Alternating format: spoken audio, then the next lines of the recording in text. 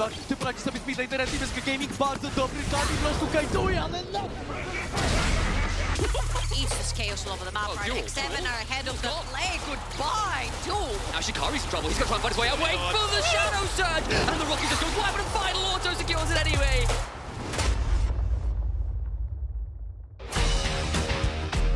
Welcome to the opening day of the Amazon European Masters knockout stage. 8 teams remain to fight for the title and the eternal glory in their region for a first matchup between the LFL and LC champions, LDLC versus X7. I'm joined by Goldborg and Dino.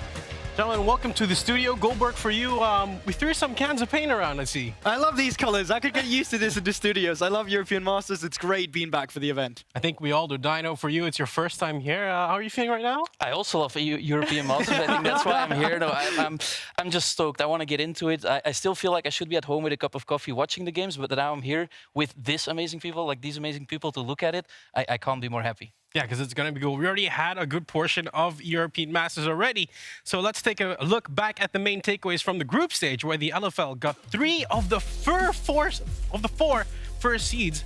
And I mean, Goldborg, Bifrost just kept surprising in Group C. Yeah, I think LFL definitely a region we already know is very stacked at this point, but Bifrost to me really being that big outlier. Initially when they came into the tournament and they got into the play-in, so they had to play against Barca, I thought to myself, well, that's over for the NLC, we're only getting 1 seed. Then when they got into their group, I thought to myself, well, that's over for the NLC, we're only getting 1 seed. But they just kept exceeding my expectations. And now they were first in their group and they're looking really, really solid. Not only that, the NLC in general, it's 100% going through it. What can I say? You give us 2 seed, we'll make the most of it. Try and give us 3. Maybe, who knows? But it might happen something different. Also very interesting about this, Dino, is the fact that we have 3 former champions coming through. Yeah, and not only are it 3 former champions, they also look pretty strong. I mean, they weren't maybe all of them pre-tournament favorites. I think K-Corp, in the fans' heart, they are always the favorite. But if you look at their track record in the LFL, it might have been their worst season there yet.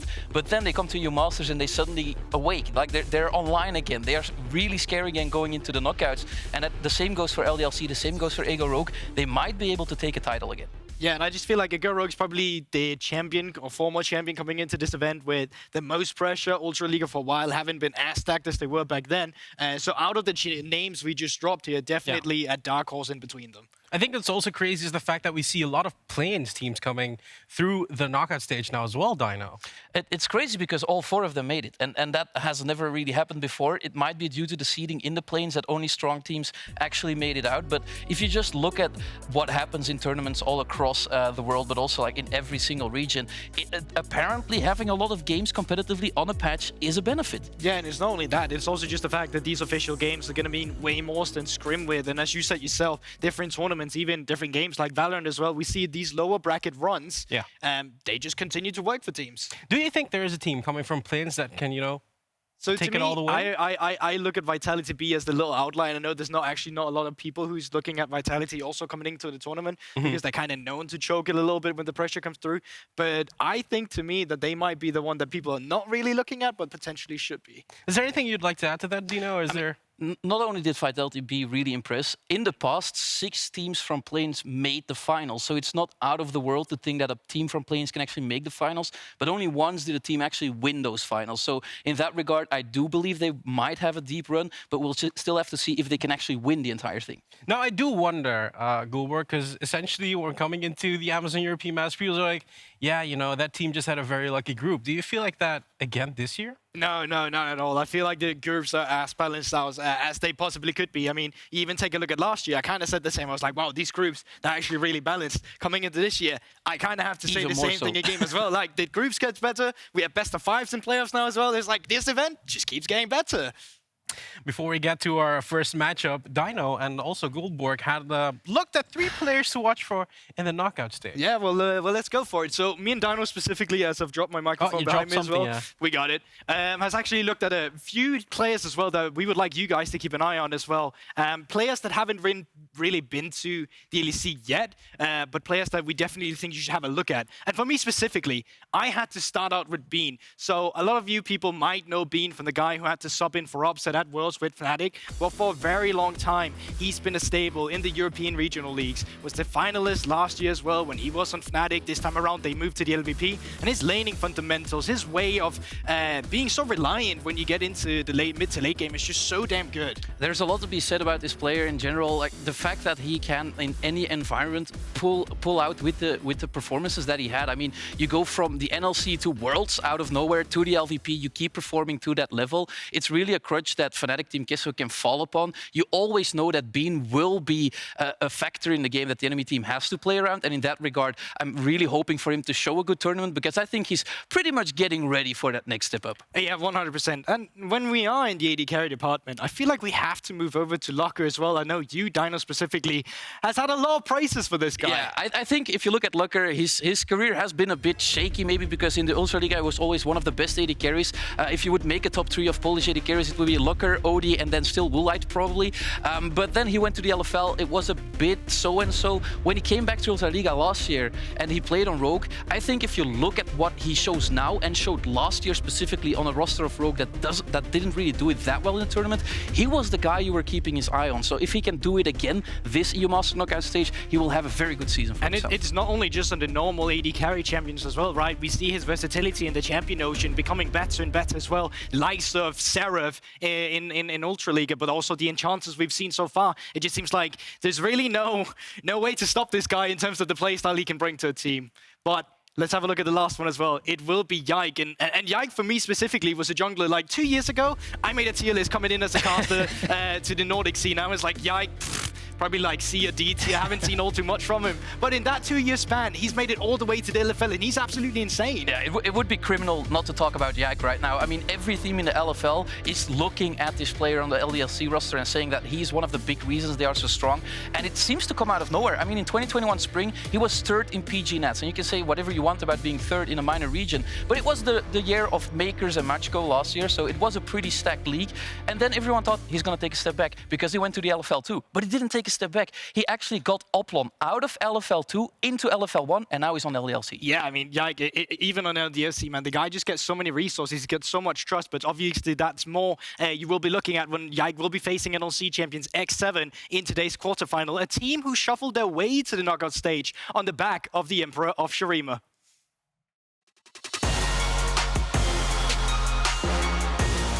Game the Legion lose this, they are out.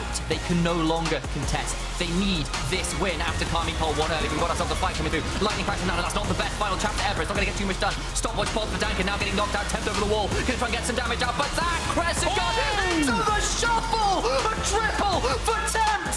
What a monstrous play! He shuffles them straight into their graves!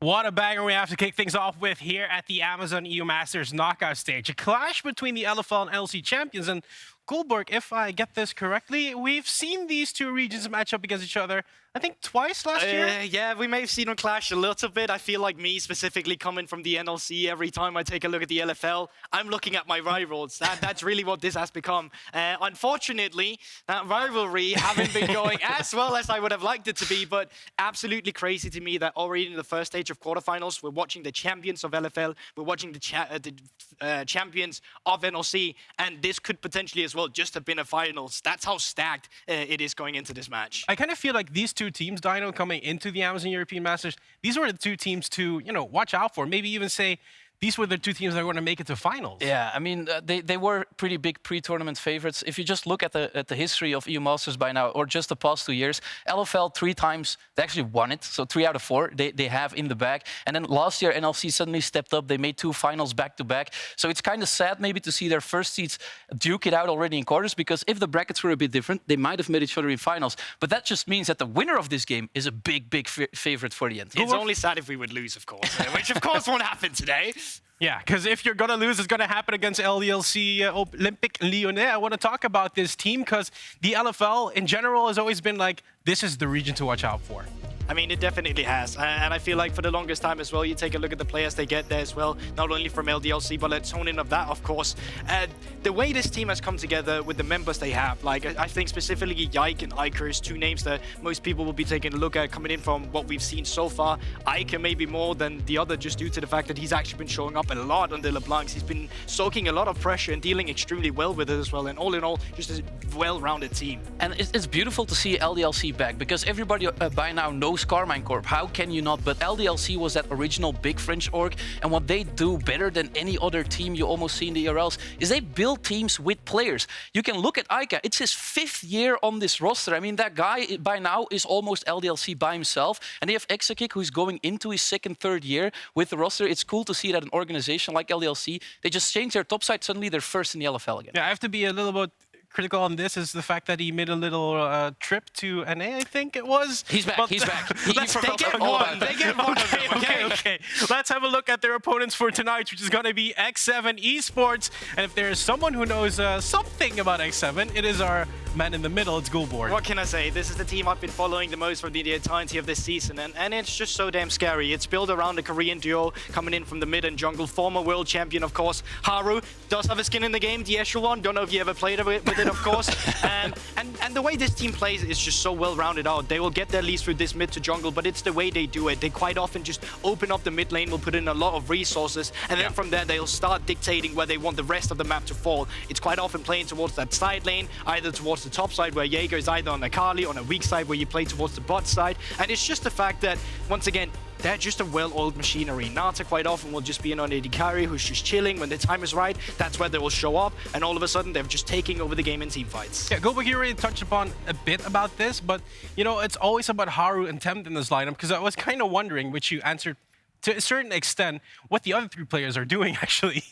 I mean, you can see that Nata kind of takes the weaker end of the draft. He has to serve himself basically in almost all the drafts, but when he gets the opportunity to carry, he can actually carry. And the scary thing about X7 is that they have tools and weapons in every lane, but they only get unlocked by one player, and that's Haru. Yeah, exactly. We take a look at the jungle matchup. I feel like that is one of the matchups you just have to appreciate today, and really just coming in from 2 different members. Yike have a big challenge ahead of him. We've already talked a little bit about him in the segment we had just now. This is a jungler that's overcome a lot of expectations quite quickly in his career as well. But going up against Haru, that's an entire different champion. It's also a bit of 2 different playstyles coming into it. Haru, who's very much a facilitator around his lanes as well, but Yike, who can also be facilitated by his laners. I think the 2v2 between the mid and the jungle today is pivotal for this series.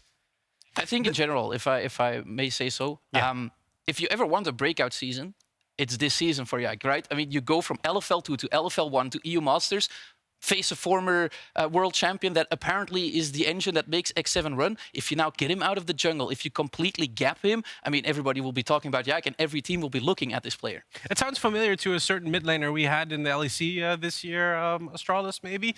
And talking about mid laners, I want to talk about this matchup as well. Eika versus Tempt, Gulborg. I think it's kind of just a little bit of the same. Obviously, these are 2 more veteran players than what we maybe have coming in from Yike. Eika, once again, a player that lots of people has had question marks in from the past, especially what you just mentioned as well. Him going to North America, not finding the success, having to come back, having to live with the comments of, oh, he's a watch laner. He doesn't have the ability to face stronger mid laners, but he's been doing very well in the LFL. He's been stepping up as well in this group. And it's not even easy in general. Like, if you look at the LFL, it's a stacked league. So if you can be the first one there, you're a strong player, and Eika definitely is a strong mid laner. I am starting to get quite an idea of what you guys are expecting of this best of 5 series, but I'm just going to pop the question here. Dino, who are you predicting to take the win back, and with what score? It was a tough nut to crack, definitely in the crowd I'm in right now, but I would say Allez-y la France and LDLC, they're going to win. They're going to win. I think it's pretty close, 60-40, but it's a 3-1 for LDLC. Gulborg, you don't seem too happy about that one. Listen here, okay? I got some guy from the Benelux who's barely got mainstream series experience, right? So X7 3-2 for me. I have to go with them. They're looking so sharp. Awesome. We're going to expect to see a lot of things happening on the Rift. You have got the handles to do it now. From now on, it is do or die as the Amazon European Masters knockout stage begins with a huge clash between the LFL and NLC champions. Casters, I'm a bit afraid to ask this, but who do you think is going to take it? Well, there's a question, isn't it? Thank you so much, Coolien and crew. I'm not replying initialized. to that. I am joined by my younger brother, Nightmare, and a woman That's me. literally named Trouble. So please send help. Before we go any further, though, probably ought to answer that question. How not are we thinking answering about it? Go on, Al. You were Okay, brave enough. all right. So I think this is going to be an incredibly entertaining best of 5. I think that LDLC might struggle with X7's aggressive early games. I think X7 take this series, and I think it's going to be 3-1 to them. Ooh, Trouble. I am not giving prediction Oh, at all. okay, there you When go. the NLC I is will make the incredible. prediction. So you now actually just have to take my prediction. Is it? and fall No. under my banner. That's the whole guy's prediction. now. Okay, That's it's it. gonna be 3-0 LDLC. Oh, traitor to the NLC. Love to hear it, though. Of course, this should be an incredibly exciting matchup. To both of these teams, right up there as potential frontrunners for the whole damn thing, meeting in the quarterfinals. Into the champion select, X7 over on that blue side, LDLC over on the red. Ari already through as that first man. And that is just such a safe blind pick. There isn't really much that can answer it in a hard fashion. You can kind of look at stuff like the LeBlanc, stuff like the Veigar, which can soft answer that champion, but it's not really been enough for a lot of these teams, at least on this stage.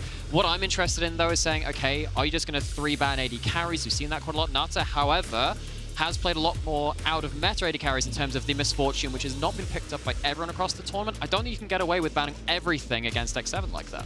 Yeah, and honestly, I really like the Ari ban for a particular reason right here, because 2, it might actually force the LeBlanc ban to come through as well. And if Yeah. you've looked at Eika's champion pool throughout the entirety of European Masters so far, in the group stage, Eika has played the LeBlanc, the Ari, and the Orianna. So I'm thinking here that maybe the thought process behind X7 is actually grabbing the LeBlanc themselves and maybe putting Eika on something that's more passive. And in fairness, Tempt has been one of the most versatile players we've had over in the NLC. Of course, a couple other people who've put out a few more champions, perhaps, but Tempt is right up there as someone who's been willing to pull things like the Vladimir out, some other more unusual stuff. So maybe saying, okay, what have you got in this champion pool? Eika? Okay, so that's talking about the unusual stuff. Got to talk about what's kind of shared between these two teams, though, because we've seen that both of the shared AD carries have gone between the Zhao and between the Zeri. What a surprise. Jinx was played, of course, a little bit by Nata in that group stage. Not picked up by Exakick, though. Wasn't actually something that he played at that point. What I'm more interested, though, besides these AD carries, is now, well, what's going to happen between these junglers? Because you don't have the Job and you don't have the Volibear, who are two of the very best early game champions that these two play. Are we going to get towards something a little bit outside the comfort zones of either of these,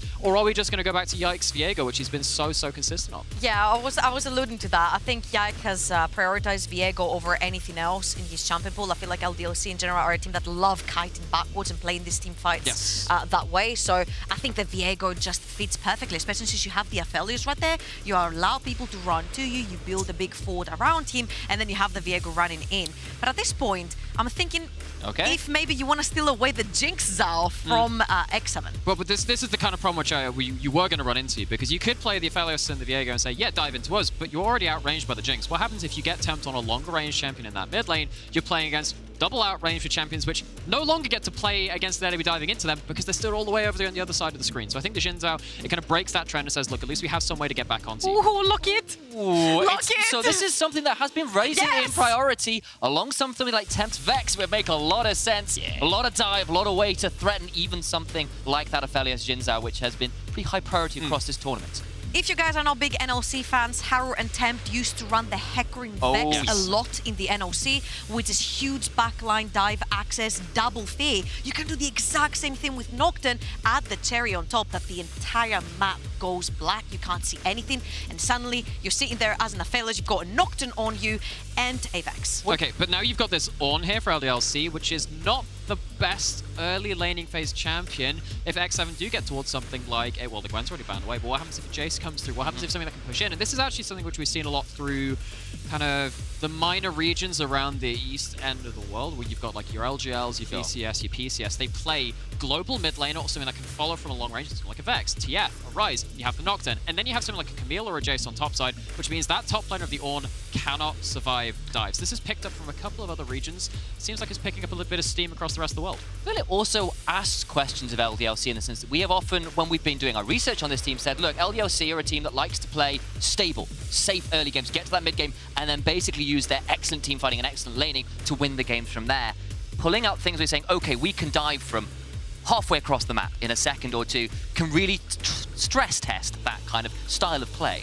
I wouldn't be surprised if right here, Eika or Rihanna gets locked in. It provides great engage and disengage tools, a lot of zoning as well, especially since Nocturne and Vex are going to be diving into you essentially. A lot more protective layers onto the Aphelios, and then maybe allow DOS to counterpick the bot lane matchup so he can roam around together with Yike. They're going to choose to lock in the Rakan because I feel like Nocturne, Vex, and Rakan might have been a little bit too dangerous. And quite good on that Kasing champion. has a 100% win rate in 6 games. He's been playing well on that season. What's really interesting about what happened with X7's 2-3 here is because we said that first pick, okay, you're going for the outrange. Maybe you can't lock in the Veigar on the other side because you're not going to be dive into them hard enough. But when they lock in that Jinx, they're like, can't we just dive now? Because that Veigar's not locked in. So they've actually just gone straight towards and they kind of pivoted a little bit on that 2-3 from X7. Ooh, and now this is actually something we normally see on the other side because Ragner has been talked a about heck this. of an Aatrox player. It's Jaeger who's on that side of that now. So we get to switch almost like the roles these two players have played in their teams. It does, however, fit this top side draft of push, dive, punch the Ornn.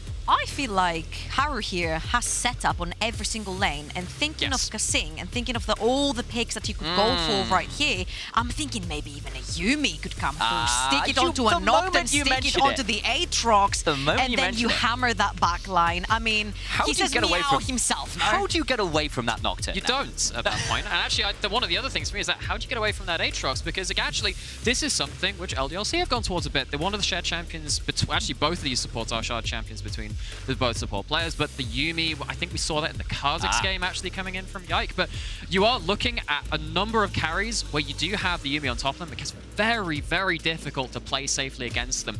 And the problem is when you do start falling behind at that point, you can't stand under tower because you'll get dived. But if you're not standing under tower, you're losing too many resources and you're in a lose-lose situation. It becomes very difficult for LDLC if they fall behind the curve. And of course, they have picked that Veigar as the last pick option, which is a pretty good option in some ways to split apart your divers. Try and put some gap between the members of the team so if people do dive and then you can kind of keep the rest of the team away from them, you can try and blow them up. So I like the attempt here, and they've obviously got great team fighting here from LDLC, which is what they love to have anyway. My question to the both of you though, is it going to be enough to survive the very heavy mid-game onslaught dive that X7 have got drafted for them here? I think this is LDLC, top to bottom. They've drafted for them to be able to scale into the late game, have the Ornn, have the ornaments, you have the Veigar and the Aphelios AP and AD carry, and then you've got a huge array of champions around these two carries that will protect them and you can kite backwards. This is literally A to Z LDLC, what they want to do. Play a little bit passive and then play the teamfight steadily. But I also think this is actually quite typecast of how X7 play too, which is perfect. This is exactly the kind of game which can set up expectations for this series. Can X7 get ahead early enough? Ask me at the 10-minute mark whether I still think the compositions are working out the way they are. Because I think if you are right about how LDLC play and they protect their lanes by 10 to 15 minutes, I think X7 will have run out of steam. But if you get ahead, you don't get to play defensively nearly so easily. X7 get 1 or 2 kills on the board, particularly on that top side of the map, and things fall apart. The note has been made. I'll come and check on you at that 10-minute mark to see where we're at on that front. That said, I think you're right. This does look like a litmus test because both teams have got a style they're pretty happy playing towards here. You called out an LDLC favorite prediction. Alex called out a fairly X7 favorite prediction. Biased. Got to think about now, and a little bit of bias, of course. We are the NLC casters, so there's a little bit of hope in here, despite the terror that is the LFL right now. If OTP are allowed to get talked about their regional teams, we're allowed to do that a little bit for ourselves. Of course, that doesn't. I don't think you can get away with it being the official broadcast. We're getting trouble with that. But there is a difference here, right? Where we have this familiarity with X7. The thing is, though, it's very hard to not be familiar with the LFL teams. They come in as juggernauts. They come in as a region, which Dino was saying on the desk. I've went through out of the last 4 competitions. You can't easily bet against them. Now, I think stylistically, this series should be an absolute cracker, and I do think X7 do have the quality to take it all the way against them, but they have to prove it, particularly in this game 1, because if this fails for them, the rest of the best of 5 gets very, very difficult, because I think this is the kind of draft and this kind of setup which should be their bread and butter if they are going to win. Okay. Want to talk a little bit here as well then, while we've got a moment to breathe. about Yike and Haru here, because Haru is on a champion that perhaps we haven't seen, I don't think we've seen him on at all yet this split, despite it being perhaps in the playstyle wheelhouse of X7. Got that Nocturne, it's not the Zhao, it's not even something like a Lee Sin or aggressive things, but of course Yike on the other hand has got a very comfortable champion in the Zhao, and both of these players have been so critical to how their teams want to play. Yes, in what's the word here? Association, we'll use that one for now, with mid laners and supports. But either way, they have been the focal points of their teams. Are you content with what they have got here to work with right now?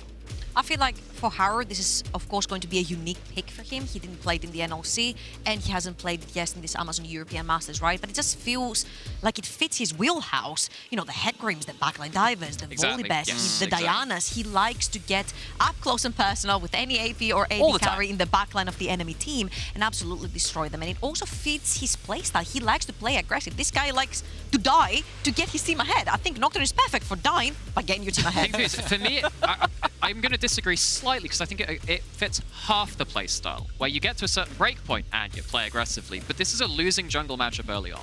So Haru cannot afford to be overextending quad out, and you know, this guy does die first quite a lot in a lot of his games. So there is something to be said about Haru having the go button, having the ability to make those big plays. He's done that as kind of like a leadership, shot-calling figure for the team in terms of those bigger team fights. But if things don't go well enough early for him on the first two clears, maybe we'll see some issues there. However, that hasn't really been what Yike has been specialized on the other side. As we said, Yike is an incredible jungler when he gets to play defensively and set up his lanes to success and get them through to a point where they can start popping off a 2-item team fights and the like of that.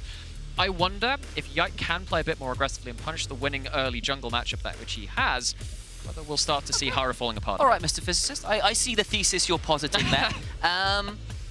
Got a second here as well, while we're waiting on one or two tech issues just in the back end before we get onto the Rift, to talk a little bit about a wider picture here as well. Because we were talking in the green room, you were doing a little bit of research on some of the numbers between the NLC and the Not LFL any as a whole. physics-related matter. No, nothing actual physics-related. We weren't talking about, you know, the maths behind the game. The spaghetti code is beyond even Chimera, which I'm sure... You know there is a thing called spaghettification. I did. Yep. Isn't that when you go, like, super close to black holes? Yes, you get turned into spaghetti. There you go. Fun fact of the day. I wasn't necessarily going there, but hey, now we are.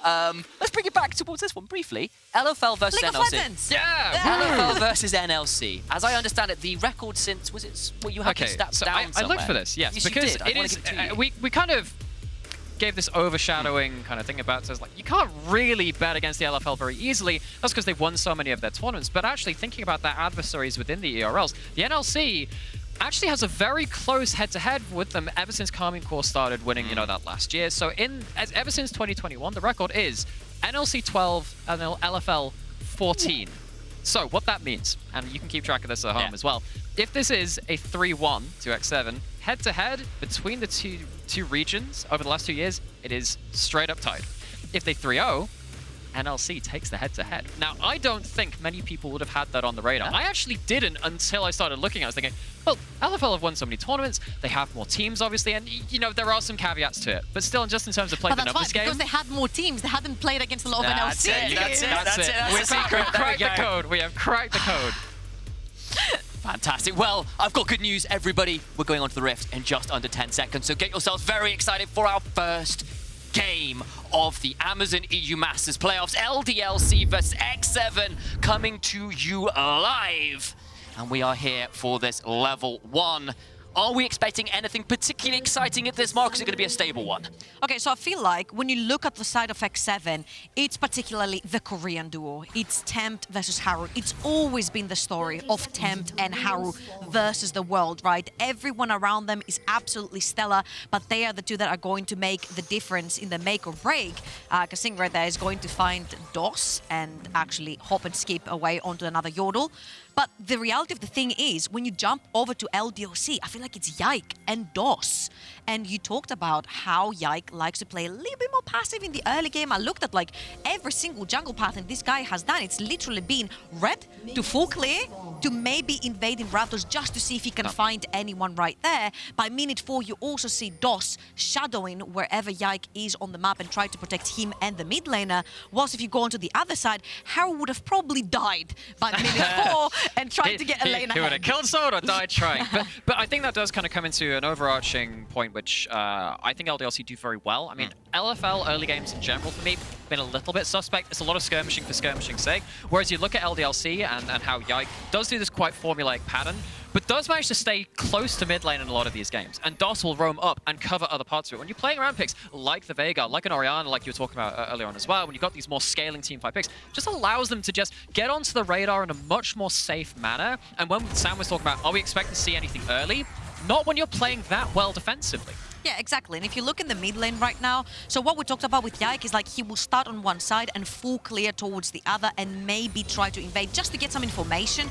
Haru is just very aggressive in the early game. And since Yike has a very predictable pathing and you know that he's most likely going to be going towards the top side because they might pull a dive onto the Ornn, Haru is doing the exact opposite, knowing that he has so much priority in the mid lane with the Vex shoving into the Veigar as well. So I'm wondering right here, and this is the question mark that I want to leave to us, but also the viewers watching, is Haru going to take a more aggressive approach, knowing exactly how Let's see Yike how it wants is. to You're play the right. game? You're crowdsourcing our analysis. You can actually answer this at home. Incredible. Maybe shout at us on various social medias. Of your choice. Press one on your controls right now. There's a throwback. Not quite the early thousands of noughties. We use mobile, we use smartphones these days as DOS. Does land a pretty good grand entrance. Ignite comes down as well. They are actually going pretty hard on this, but it's just a summoner burn and a bit of a health bar lead. Well, so that was actually a sick hop off from Kasing at the moonshot from the Calibrum. And then that Nata didn't take that extra long-range auto attack from the rifle of Exakick. And Kasing just making sure that that summoner investment from LDLC isn't actually getting that much pressure in lane. You see this a lot against Yuumi lanes. Burn the Ignite early, try and get them back in lane. But the most important thing is that I think they're stuck in the waves down the bot lane, so they could also be looking for a dive towards the bot side of the map, especially since the Ignite was used. And there is no other combat summoner onto the Aphelios because the Exakick has gone for the cleanse to be able to get out of any fear. You see how Haru is hovering towards the bot side of the map. Unfortunately, the wave is not in a state to dive bot side. And everything is going to go as planned so far for Yike. At this point, but you look at this and you see the Nocturne and you're like, look, you aren't realistically looking for early plays yourself. You're actually doing, again, well, as we said, Yike is what Yike has been more successful in terms of just shielding your lane, shadowing them, seeing what can happen in those areas. And Tempt was hugging that bot side of the river. Bot was safe to push in. X7 just getting through the first two clears and making sure that they're in a relatively safe scenario.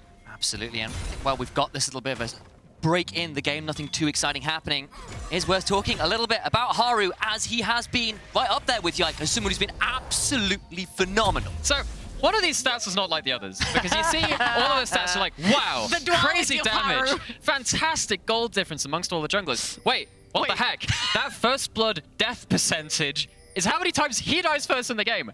That's a lot, especially for a team which is coming out who has qualified from these groups. Isn't going to be like a 0-6 team. Haru has been on the bad end of early games fairly often. But you said it, it's either get ahead or die trying. And he's going to continuously keep dying to get his team ahead. And honestly, it's worked. In the NLC, it has worked. He will make this very over-aggressive, proactive plays, I would say. But when his team is there to back him up, and especially with the synergy that he has with Tempt, it actually shows how they can get ahead by even Haru dying. Now, of course, playing on the Nocturne, you're trying to farm as fast as possible to get that level 6, get the lights down, and then try to pull off a dive. So, you talked quite a lot about Yike going in towards Raptor invades, and then DOS coming up to help with that as well. I mean, a ward was just put down to Raptors, and look, that's a Jin what do you see? trying to get toward that popcorn chicken. Haru going to drive it into the brush, but he doesn't have a support coming to help him right now. Look at where DOS is. Yeah, DOS is finding a very long wrap around there, and Yike is right on top of these Raptors. They're going to go in onto Haru. Does have the spell shield, so they'll get a fear up onto Yike as well. Fight over the Raptors, and that's about it for now. But Haru can chase them because if you look on the map, Nata and Kasing are actually moving up. To be here. They throw down the Event Horizon in the mid lane to try and zone off Tempt. This is a dangerous position. DOS has to flash over the wall. Not what they wanted out of that invade. And that was because the Rakan kind of goes for a two-step play. And in the second step, you don't have your cooldown, especially not at this point in the game. You're only level 3, very long basic ability cooldowns when you haven't got that many ranks into them, and suddenly that's a tool taken away from one of the big playmakers early game for LDLC. And praise production as well. That spectator bug has been fixed. We have actually got CS numbers now as well. Not everyone missing CS for 5 minutes in the game. So you can now see roughly where our players are at. As there is actually another good grand entrance to the bot side. Leads to an exhaust, but Nata's in trouble. Trying to go down. Flash out, still goes down. And that's a massive first blood from the bot side of LDLC, and Kasing now being run down. Root from the Binding Eclipse. Exakick will not be able to quite secure it, and DOS actually takes a tower shot, can't secure the double. And you know, this is something we started to see a little bit more out of X7 in the second round. Robin, where actually their 2v2 was not all sunshine and rainbows. Nata and Kasing just getting caught a little bit too far forward without Rakan W. And again, you're fighting into a wave that's going to shove into you one way or another. I feel like there's a little bit of an overextension by Nata and Kasing right there. But what's the most important thing for both of these junglers right now is that bot lane is completely summoner-less. And you will have very soon a level 6 Nocturne onto the map. That's a good very point, easily actually, dive towards the bot side of the map. And again, there's multiple phases to these plays. And maybe against Rakan without Flash, you thought maybe you just shouldn't die there. But of course, they end up... at least at that point, they do get all 4 summoners. That is now a big target on bot side. I thought it would potentially be going towards top side. You can see that the Aatrox has had wave push for most of the game. It hasn't led to too many advantages. I thought that this is going to be more of a top side centric draft from X7, but when you have that opening, it makes sense to try and take advantage of it. Fun little story here as well, because of course, Kasing got knocked out of the EU Masters in last year, of course, when against Misfits Premier in the quarterfinals. But before that, the last time I remember it quite vividly. But the time before that he got knocked out would have been all the way back in spring 2020, where he was knocked out on BTXL by none other than LDLC. Oh, so going down there in the bot side, of course he didn't, but his AD carry did. It's a little bit of a throwback to that, which is probably not what he wants to be remembering right now. And, so there's a little bit of history, maybe some extra stakes to put on the table and say, okay, well, Kasing wants to go further beyond once again, get later into the stages of this tournament, but giving up an early kill like that in the TVT, not what they wanted on them. Level 6 onto Haru, very crucial right here. Pathing towards both sides, he's going to clear his wolves, head towards that red buff probably, and then maybe try to pull in a dive. Because look at the wave right now. Exakick's wave is building up, which means he's going to shove in. And by the time it does, look at the Korean doing the mid lane. Tempt and Haru moving in as one. Another thing to point out is there is currently no teleport up there. That's completely off center. Either way, but you can see that it's in the same kind of vicinity. No teleport on the Ornn. It's somewhere in the vicinity. Look to the right of the circle. Ragner doesn't have the teleport. It's hard to do that versus the Nocturne anyway. You have to be very quick in reactions to collect that summoner spell before the lights go completely down. But there is one on Jaeger, so difference in not just semi-globals and those ultimates, but also the summoner spells bringing people to the fight.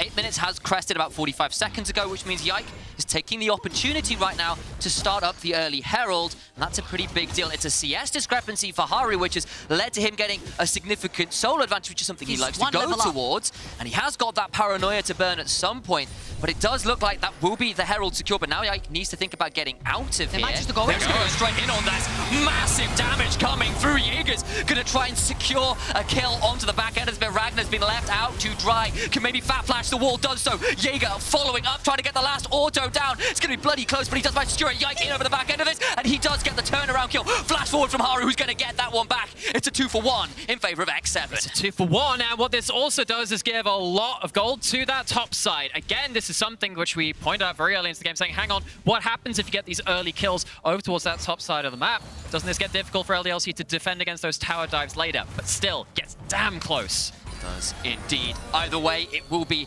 at least for now, a win for X7. They've still got the Herald to LDLC, but this was a very aggressive play from Haru to go straight onto Yike. And Yike is grabbing the Rift Herald right there, probably going to put it down to Aphelios, but we mentioned Haru is great at farming, great at being ahead at 15 very early into the game. He's 1 level up, so he's instantly going to engage onto the Xin Zhao. They get double flashes from the top side of the map as well.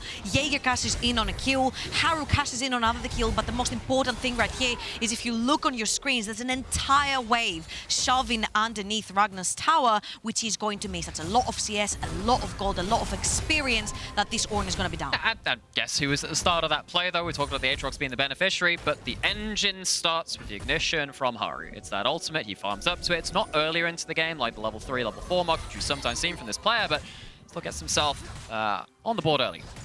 Of course, that paranoia now on cooldown alongside the World Ender. Probably about 30-40 seconds left on that one, but there is a dragon alive, and Nata is going to run into DOS. They throw down the final chapter, but can't quite secure that kill, though. It'll be the ultimate down, but DOS has to burn the quickness to get far enough away from the chasing Jinx. But every time you blow a big ability like that, the ultimate, you blow a flash like we saw earlier onto that Raptor Pit, makes it harder to shut out the Jinx Yuumi from the game. And while we have seen that one kill go over, and we've seen a CS lead go over to the side of the Aphelios and the Rakan, it's not really something you want to be depriving yourself of resources to deal with in the next few minutes.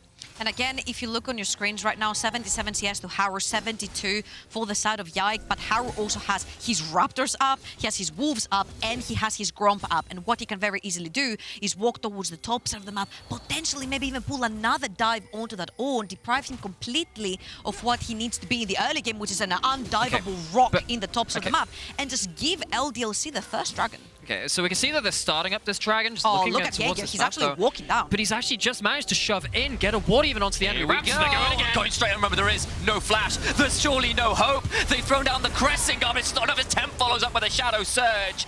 And the jungler falls again. Superstar for LDLC, getting caught out in the river twice now. They're just playing it a little slowly, or LDLC. They're trying to play towards again, maybe catching out the 2v2. That was where some good news happened for them. But you still don't have top prior. You still don't have mid prior. Just before this, you pointed out, Trouble, that Jaeger walks in towards that top side jungle and then walk back down towards that dragon. Well, yeah, LDLC don't have the ability to stop X7 turning up at the right place at the right time. And look at the levels again. Level 9 for Haru, level 8 for Yike. He has his entire side spawned as well, so he's gonna go towards there and clear that one up. And again, every time you have an Aatrox that is really strong, you have to be looking for this top side possible plays. But let's look at this one again, because Haru pulls the trigger on his own yet again. And he does that because that big cooldown was blown out of the Rakan, which means he cannot get stopped, he cannot get taunted, he cannot get locked down, and he has Vex flying in with him, which is the Haru Tempt special. And you still don't have your solo laners there to respond. Speaking of those solo laners, though, Eika is going to get a cash injection from that Herald. That's going to be the sunk cost of that, but it still is only 2 plates. It's not taking down that mid lane turret.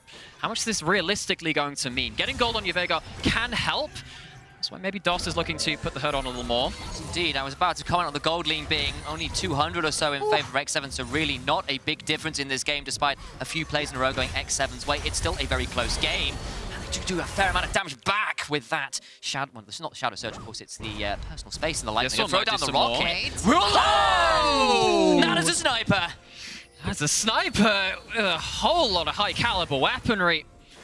That's a big kill to pick up, of course. That's actually is that actually going to be an assist over to Vex 2? That's pretty well picked up. I feel like the second this Cascades missed, possibly LDLC should have walked off. Just call it off. You see Yike on the top side of the map. He's just walking out. DOS overextends a little bit too much right there, and he gets hit by the E. Nata, the sniper right there, takes out the rocket, throws it towards the mid lane, finds his target as well. And mind you, this is a Jinx that has been deprived of a lot of gold, died 2v2 in the lane as well. So Nata really needed that influx of gold going into his pocket.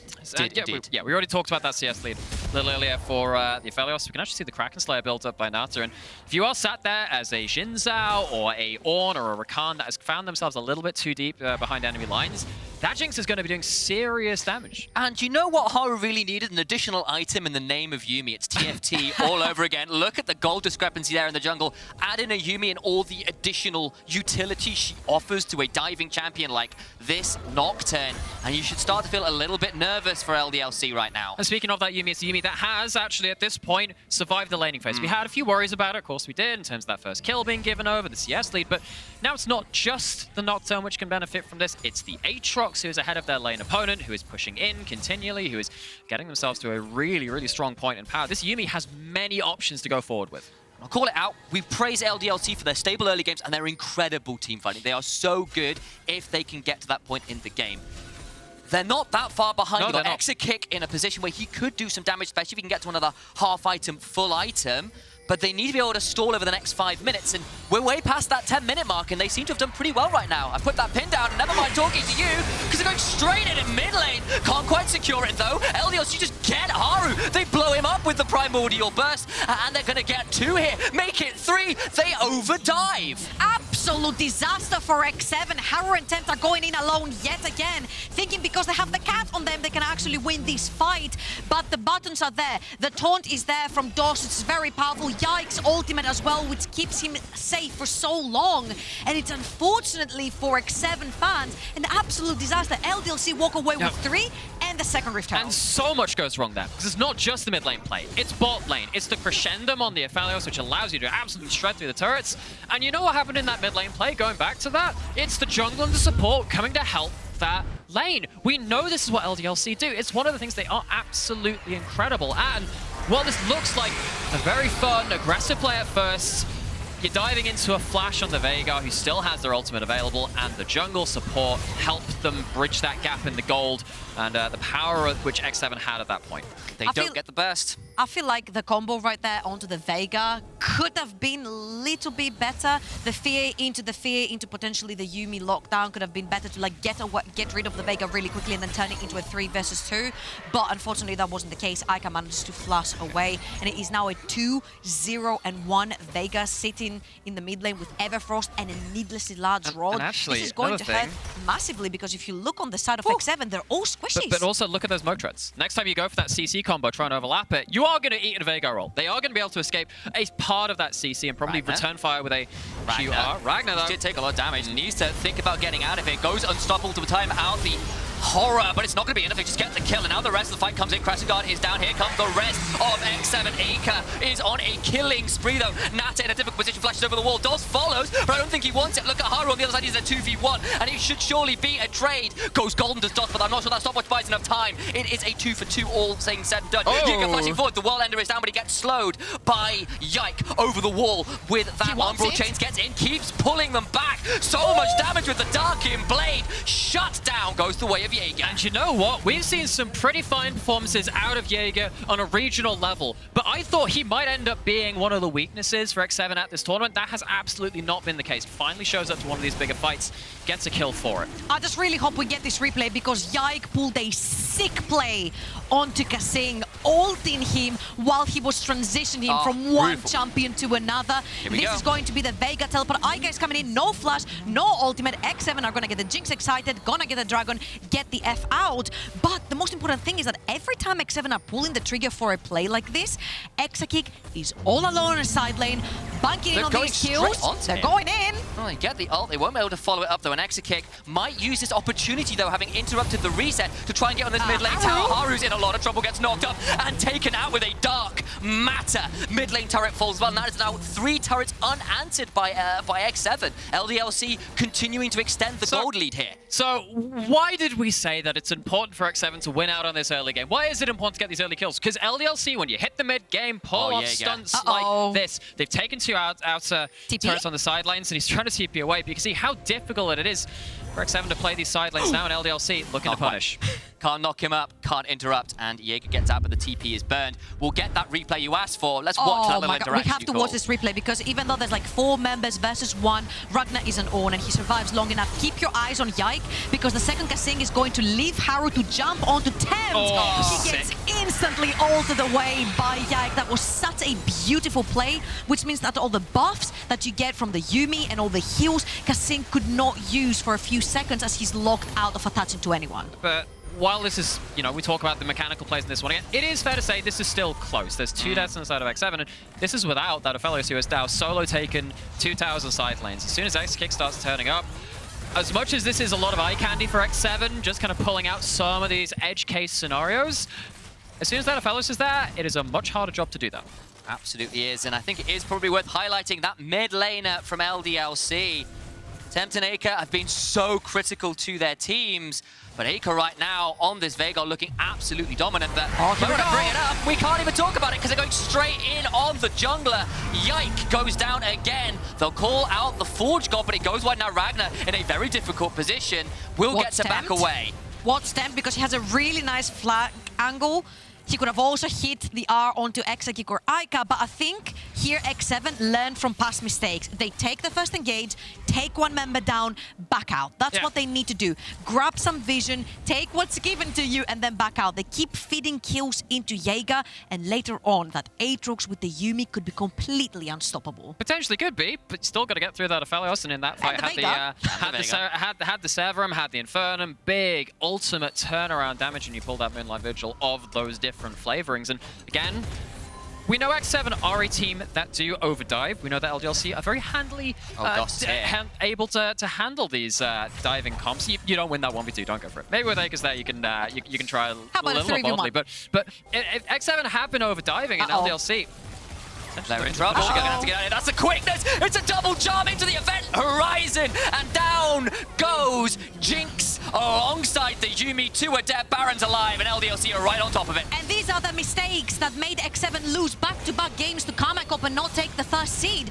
You're walking into no vision at all as ADC with your Yuumi. You're gonna end up going down. Let's see if X7 can pull this off. You've got Paranoia, you've got Shadow Surge, you've got a World Ender popped in. Ragner's going into the pit to stay alive, but they missed the Shadow Surge. But Wait still goes down to Baron. Now they need to try and play this one out. It is a 2v4. Paranoia is popped. The Baron has been stopped at 3k HP. Haru on the blast cone, off of vision. Jinx ult available. Get in here. Jinx ult ult is available. There's a flash for Jinx Haru as well. ult is fine. He would be able to get in. He gets into the back of the bed. It will be a smite, but it is still going to be Yike that wins it out. They get the kill as well. LDLC now getting out 6 kills onto this Veigar now as well. It was 50 HP in it. Gets damn close once again, but this is kind of just on Nata. You don't have safety to be here. You don't have Paranoia even off cooldown at this point, nor would they even have been in range to do that. This is just very aggressively pushing into the river with none of that support. Don't have that flash. Big overstep from Nata, which LDLC pounced on, and this is LDLC's mid-game. This is the point where we thought, yeah, they're a bit difficult to deal with when they are in a advantageous spot when they do get to that point in the game. And though Jaeger is strong, though you have... Oh, that's such an execute. I was about to say, that's an execute. Normally you assume that execute involves some kind of missing HP. No, that was still whole health bar. most of the HP bar still in I was place. 6% HP or something and he disappears. And of course, it's all up to Haru and Tempt again to try and get that still. And the rocket was coming in but was blocked by DOS. But all in all, LDLC are taking every single inch that's given to them and they're completely running away with it. Now it's so difficult to defend. They have to pull Jaeger back from the top side of the map. It's definitely going to be one inhibitor going down. The other waves have been pushed away by both Jaeger and Tempt. Well, they're actually keeping Jaeger up there for now, trying to find something. They don't have those objective bounties unlocked to them. They have 2 dragons, which of course makes it harder for them to get to that point, but LDLC crushing through the map. Absolutely, and from an early game where we had a fed Nocturne, he was ahead in levels against his Jins, at one misplayed mid-game dive, and the snowball back from LDLC has been nothing apart from exceptional. They are now up near enough 6,000 gold. They've got Baron to work with still. They've not taken this dragon, but they can stop the soul point coming through, and I feel like this is their game to lose from this point. Look at that Veigar! There's a few questionable choices that I'm seeing on the map right now. For example, Haru trying to shadow Nata pushing in the mid-wave, but like you have 5 Baroned up minions on the bot side of the map trying to take your entire base. You need to back at some point. And you do, but the problem is, how do you deal with this 5-man unit? You can't dive into them. They have too much gold. They got the Baron. They got everyone there ready and waiting Cage for is down. Cage is down. I still don't think that's enough because you get Q and ulted onto your Nocturne, onto the first dive. They die immediately. I think the X7 just need to weather out this storm. It doesn't matter how much of your base you lose as long as the Nexus is alive. Here we go. They're going for it. But they're going to think about it. Shadow Surge goes wide though. Now Jaeger's in trouble. Flashes away. Gets charmed up, but actually healing up pretty well right now. Big damage back. He's still alive. But Yike will surely secure that kill. And now the flashes forward come through. X7 trying to turn this around. It's a good final chapter, but they can't kill anybody. Tempt goes in for a fear, but will not get the kill. Stopwatch is in, but still they're alive. It's a double back for Tempt, but they can't quite secure the kill. Exakick does not go down. Kasing is left to fall as well, and just like that, it's a game to LDLC. And it's a fight too far. You see the 5-man unit. It was always going to be a tough ask. Just like that, we have got our Game 1 victors. LDLC weathered the early storm and snowballed the mid-game in extraordinary fashion. And I felt like all of our expectations, everything that we fed into this game came out to be true. Haru, a little bit over-aggressive. Nata and Kasing, we mentioned that a few times. There's a few whoopsies that are going to be punished. But when you're playing against the LFL first seed that are looking to scale into the late game, capitalize on your own mistakes, and then close out the game cleanly, you see what the problem is right here. And X7 might have to reconsider how far they want to play with that aggression. Dangerous game to give up, that one. Huge stuff from then. But alas, we have got to toss to a break. The LFL champions strike first in this best of 5. After the break, we'll break it down how they did it. See you in a few.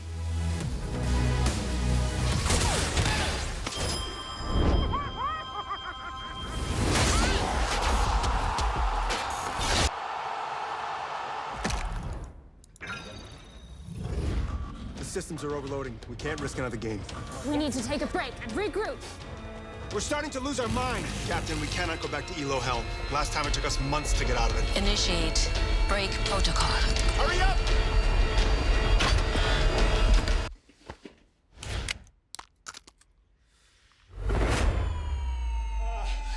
Yes! Yes! I did it! We did it! We did it! Even the biggest champ needs a break. I'm